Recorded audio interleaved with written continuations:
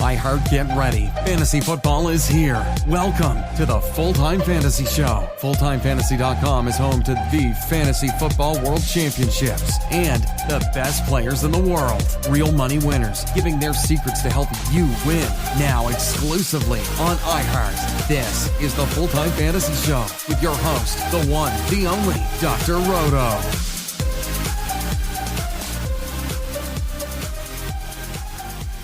Roto, get out the insurance cards, get out the copay. The office is open, my friends. So I have a lot to do on this podcast today. I'm going to talk about last night's game. I'm going to look at the news, and I'm going to give you some visionary plays of the week. So, yesterday's game. Here's what we learned. The Rams defense may not be as good as everybody thinks they are. Why don't we just say that? Why don't we just say that the Rams defense is not as good as we think? 55 points last week, 30 points this week. Maybe we've overrated them. Now, that's not to say that the Rams couldn't or shouldn't have won last night's game. I mean, Zerline normally makes that. But I'm just throwing it out there that maybe when we go, oh, they're playing the Rams, maybe it's not so great. I told you exactly what Russell Wilson was going to do last night. I mean, I pretty much nailed it. I told you that he was going to have few attempts, but the attempts were going to be good. 17 for 23, 268 yards, 4 touchdowns. I didn't think 4 touchdowns. I thought 2 or 3, but there you go. Chris Carson, I was absolutely shocked to see that he was going to get 27 carries after just getting 26 touches the week before. But he did. Got 28 touches, 118 yards. Look, for right now, he's better than Rashad Penny. Say what you will, he's better than Rashad Penny. I liked how they used Will Dissly in the offense. He is absolutely viable. I wish they used Tyler Lockett more. 4 targets is not enough for Tyler Lockett. I'm not really impressed with Metcalf. I know other people might be. I think he's okay. But I like David Moore, who actually showed up there. He was for $600. You could have gotten him on DraftKings. I mean, I know he didn't do that much. 1 for 10, but he got a touchdown, so he certainly paid his money's worth. Penny was okay. 6 for 18. He had a couple of good catches. He had 1 long catch. Look, I like him right now as a backup. I don't think you can think that he's better than Chris Carson. For the Rams, Goff was playing from behind again, and he had to throw the ball. 395 yards and a touchdown. You can't question the numbers. You just can't. I mean, that's big numbers. Gurley, 15 carries, 51 yards, and 2 touchdowns. Brandon Cooks did get injured. He had 1 carry for 27 yards and 1 catch for 29 yards. But Cooper Kupp is the dude. 17 targets. I told you he was the guy. 9 for 117 and a touchdown. But what's very interesting, Gerald Everett and Tyler Higbee had 10 receptions on 14 targets. They are a part of this offense. The tight end is part of the offense. I think people go, oh, it's Cooks, it's Woods, it's Kupp, that's it. No, they use the tight end. I mean, Gerald Everett, 7 for 136. That's some game. That's really some game. And he's a pretty good player. He is. He's a pretty good player. All right, I want to get to some news. Let's get to some news. And you see some news, and some news you're like, whoa, I'm surprised. And then some news you're like, yeah, I'm not surprised. According to the Washington Post, Jay Gruden didn't want to draft Dwayne Haskins. Well, there you have it. There you have it in a nutshell, because Gruden doesn't want to name a quarterback this week. Why? Because he hates Dwayne Haskins. That said, how can you like Case Keenum or Colt McCoy? You can't. So even Haskins has to play. Now look, Jay Gruden is going to get fired. Fired. Fired. It's just a question of when. Because when the owner is all in on the quarterback and the coach isn't, something's got to give. And what usually gives is the coach's job. That's just a fact. So the question is, how long can Jay Gruden last? Because Dwayne Haskins has looked terrible, and maybe he doesn't believe in him, and he's got to get a coach who believes in Haskins. Now, I don't know whether I believe in Haskins or not. I think there's ability there, but I think that we've got the obfuscation of Ohio State. Now, Ohio State makes players look better than they are. Why? Firstly, they're very well coached. Secondly, they recruit better than everybody else in their conference. So they are just clearly better than almost every team they play. So when you're playing Indiana and you're throwing for 490 yards and 6 touchdowns, that may just be that you're better than Indiana, but that doesn't make you a pro player. Now, maybe Jay Gruden was astute enough to figure that out. Maybe Daniel Snyder's not astute enough to figure that out. But that said, it's a fact. But now you've got Haskins. What are you going to do? You got to get behind him or you'll be out. All right, Deshaun Jackson, going to miss this week. Tyrell Williams, very questionable. Mike Williams, very questionable. All right, more news. Mason Rudolph wants to get Juju more involved. You think? Seriously. How about that? That's the understatement of the century. Let's get Juju involved. That would be what we call in the business a good life decision. Okay? I think that you need to see him involved. All right, the Vikings are hoping that Stephon Diggs gets over his unhappiness. Here's how he will get over his unhappiness. Throw him the football. Throw it to Thielen. Just put it in the air. Show a different offensive scheme. Beat the Giants 41-10 and have Kirk Cousins throw for 336 yards. Then all of a sudden, you'll have Stephon Diggs and Thielen be happy. This is not hard. This really isn't hard. This is kind of easy. If you throw the football, they'll be happy. If you don't, they'll be upset. They'll be sad. There you go. Taylor Gabriel ruled out for week 5 against the Raiders. Javon Wims was in a lot of things. So if you are on a whim, there's a pen click for that. Maybe you need a guy. Javon Wims. If you're desperate for a receiver, I'm just going to throw his name down there because you might need him. All right, let's get to week 5. Arizona against Cincinnati. Oh man, this game is going to be wild. Wild game because nobody plays defense in this game. If this game literally is 10-3 at halftime, I'm just going to laugh. Because these are the 2 worst defenses ever. But that must mean their offenses are worse than their defenses are because their defenses are so bad. I mean, come on, seriously. So, I like Kyler Murray. I love me some Larry Fitzgerald. I love me some David Johnson. I love some Joe Mixon. Tyler Eifert's in a great spot because Arizona's the worst team against tight ends. And just load up in this game. Stacky poo right there. All right, Buffalo at Tennessee is an interesting game. For Buffalo, there's a real good chance Matt Barkley starts. I don't think we know the answer to who's the quarterback until game time, really. I would probably start Barkley because I want to give Allen another week to get over the concussion symptoms because they're off next week anyway. So if I'm Sean McDermott, I probably start Barkley. This game is winnable with Barkley.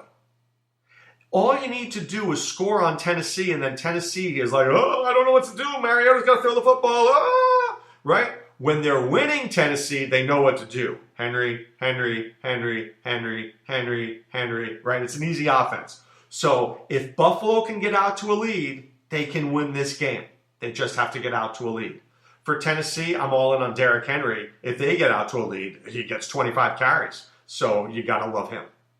All right, Chicago at Oakland. This is the Chase Daniel day. I think Chicago wins this game without question.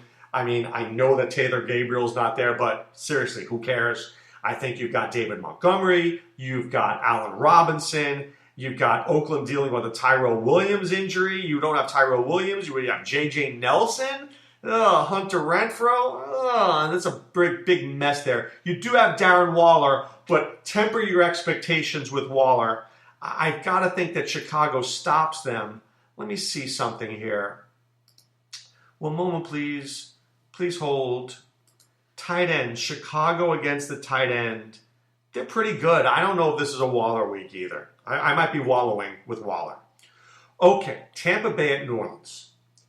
Recency bias works in many ways. First, it works in, this guy sucked last week. Nobody wants to use him. Let me use him. Okay?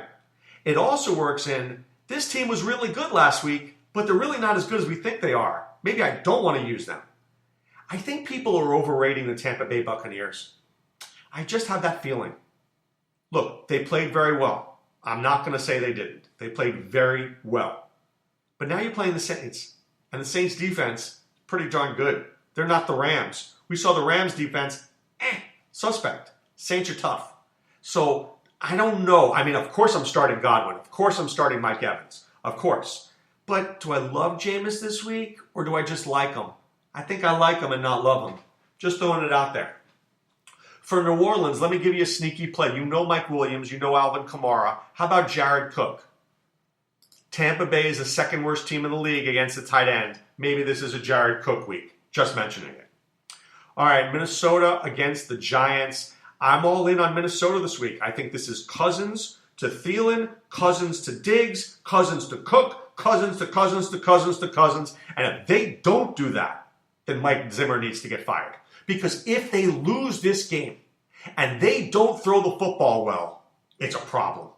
If they lose to the Giants on the road and Daniel Jones outperforms Kirk Cousins, this is a mess. For the Giants, Golden Tate is back. You've got Shepard, you've got Tate, you've got Ingram, you've got Gallman. I know you don't have Saquon, but you're getting close. You're getting close to Gettleman's dream team, except the problem is the defense stinks epically. All right, the Jets at the Eagles. Look, I mean, I like Le'Veon Bell a little bit this week. I like Jamison Crowder a little bit. I wish Sam Darnold was playing. It's probably one more week. You're probably looking at one more week. You got Luke Falk in there. I just need Luke Falk to throw the football. Don't be afraid. Philadelphia's got a good front seven, but they got a weak secondary. Throw the football. Take a chance. Let's see what's going on. For Philadelphia, I love Carson Wentz. I do. I love Carson Wentz this week. I don't love Zach Ertz this week. I love Alshon Jeffrey this week. I think he plays. I think Nelson Aguilar as well. Because Deshaun Jackson's out. Baltimore at Pittsburgh. This is a Mark Ingram week to me. This smells like a Mark Ingram week. I think Pittsburgh's not great at stopping the run, and I think Mark Ingram's going to have a week. I like Mark Andrews. I like the Marks this week. Andrews and Ingram. Like Marquise Brown, don't love him this week. Like Lamar Jackson, really like Ingram and Andrews. For Pittsburgh, I worry about Mason Rudolph. They better not run that offense again.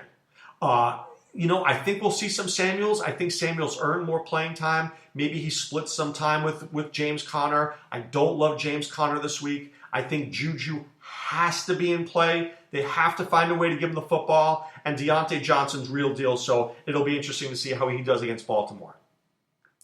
New England at the Redskins. If you were ever going to start Tom Brady in the history of mankind, this is the week. Start Tom Brady, start Josh Gordon, start him. Okay, the Redskins are awful. Brady was terrible last week. Everything in my being tells me that New England is going to throw for 400 yards, and they're just going to keep on putting points on. I don't know whether Belichick likes Jay Gruden or not, but if he doesn't like him, it could be a 50-burger. It really could be a 50-burger. All right, so just get your Patriots in there. For Washington, I have two guys. Chris Thompson, Terry McLaurin. Chris Thompson, Terry McLaurin. Outside of those guys, I don't want anybody. But I do like Chris Thompson a little bit. They will be playing from behind. He will get check down passes. That's the only guy I'm looking at, really. I think McLaurin struggles this week. Jacksonville at Carolina, Gardner Minshew. All right, he's a gamer. Carolina's been pretty stingy. I don't know who I love in this game. I like Leonard Fournette a little bit, but I think Jacksonville's going to struggle. I don't love Chark this week. Let me see something here. Against opposing wide receivers, Carolina's like the fifth best team in the league. So I don't know. This is not a week about D.D. Westbrook and Chark. I may be benching them. For Carolina, you know we love McCaffrey. If Jalen Ramsey's not there, we got DJ Moore, we got Curtis Samuel. You go all in, right? You go all in on Carolina. Another week of Kyle Allen. Atlanta at Houston. So look, Atlanta does not travel well. They don't. And I think finally this may be the week. Finally this may be the week for Hopkins and Fuller to break through. I mean, everybody's done well against Atlanta. A.J. Brown did well against Atlanta. What do you think that DeAndre Hopkins should do? So I have no problem going in on a little stack in this game with a little Hopkins, a little Fuller, a little Watson. You kick that back with maybe a Ridley or a Julio Jones, and boom, you might be my rich friend.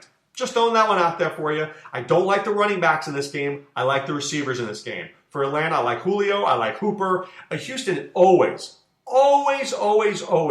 Houston is poor against the tight end. They've been a little bit better this year, admittingly, so maybe Austin Hooper. Remember, Greg Olsen was shut down this week, so maybe Hooper gets shut down this week. If Hooper does, this becomes a Jones-Ridley-Sanu week, okay? Denver at the Chargers. Man, who is there to like on Denver? I don't know. Maybe Emmanuel Sanders, maybe Cortland Sutton. You got Royce Freeman, and you got Phillip Lindsay. Those are the four guys you can look at. I don't love any of them. I like Sanders. I don't know if this is a Sutton week. I always liked Lindsay over Freeman, but Freeman was more involved in the passing game. For the Chargers, I got three guys for you. Gordon, you start. Eckler, you start. Keenan Allen, you start. For sure. For sure. You start all those guys, okay? Eckler may not run the football as much, but he's going to catch a lot of passes because if Mike Williams is out and Travis Benjamin is out and Dontrell Inman's out, you may need him as a slot receiver. So please start Eckler liberally. I think you'll be glad that you did. Green Bay against Dallas. I think Dallas is going to run the ball down Green Bay's throat. You got Zeke, you got Pollard, you got Amari Cooper. I know Michael Gallup will be back, but I don't love him this week. I probably would start him if you had no better options, but I don't love him. I do love Zeke this week, and I think it's a big week. For Green Bay, it's an Aaron Jones week because Jamal Williams is most likely out, and then you've got Devontae Adams out. So you've got Scantling, Allison, Kumaro, right? But you got Aaron Jones, and if they do some checkdowns, Aaron Jones is going to be involved in that offense. So I think he gets the opportunities and a lot of touches, even though he's not a sexy player. And then finally, the Sunday night game, Indianapolis against Kansas City. Hopefully T.Y. Hilton is back. If he is, it's a game changer because they need him desperately. If Brissett has Hilton, this game will be a lot closer than if Brissett doesn't have Hilton because Kansas City can stop everybody, but they can't stop Hilton. I worry about Marlon Mack. That's going to be a late game decision. I want to get some word. If he is out, then Jordan Wilkins is a decent start. I know people like Nyheim Hines. I like Jordan Wilkins better. I think he's just a better player personally. But look, pay attention to what's going on. Come to fulltimefantasy.com. Enter the promo code ROTO50. We'll give you 50% off your first 2 months. Ask us questions in the forums. Pay attention to who's starting and who's not starting. And of course, on Sunday morning, you'll have those active and inactive lists out, so we'll know exactly what to do then. But for Kansas City, Hardman should have a good week. Demarcus Robinson should have a good week. Darius Leonard is back, so I don't love Travis Kelce as much this week. I think this is more of a Hardman, Robinson, Sammy Watkins week, so be careful there. Damian Williams also expected back. I think that's good to see. So Darrell Williams, I think, is pretty much of a non-entity. But right now it's time to put away the insurance cards, put away the copay. The office is closed, my friends. Wishing you much luck in week number 5. This is Dr. Roto saying be well and take care. Thanks for listening to Full Time Fantasy. There's never been a better time to join and go full time. Visit fulltimefantasy.com. Use the promo ROTO50 for 50% off your first 2 months. And don't forget, fantasy players, please thumbs up the podcast on the iHeart app. See you next time.